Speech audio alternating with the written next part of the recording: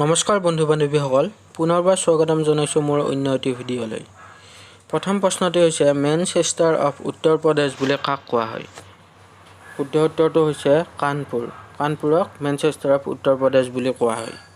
2 number প্ৰশ্নটি হৈছে তেহৰী বান্ধৰ উচ্চতা কিমান? ইয়াৰ শুদ্ধ উত্তৰটো হৈছে 265 মিটাৰ। তেহৰী বান্ধৰ উচ্চতা 265 মিটাৰ।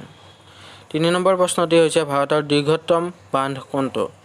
আৰু ইয়াৰ শুদ্ধ উত্তৰটো হৈছে হীৰাকুণ্ড বান্ধ।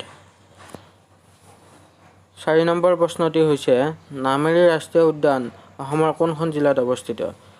ইয়াৰ শুদ্ধ উত্তৰটো হৈছে শোণিতপুৰ জিলাত। শোণিতপুৰ জিলাত নামেৰি ৰাষ্ট্ৰীয় উদ্যান অৱস্থিত। 5 নম্বৰ প্ৰশ্নটি হৈছে মাইবং চহৰ কোনখন নদীৰ পাৰত অৱস্থিত?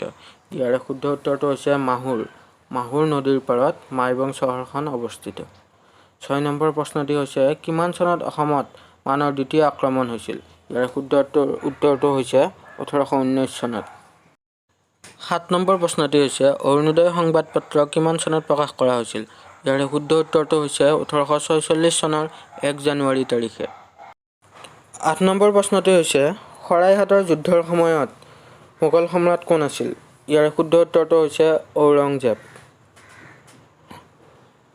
9 নম্বৰ প্ৰশ্নটি হৈছে অসমৰ প্ৰথম ৰাষ্ট্ৰীয় উদ্যানখনৰ নাম কি?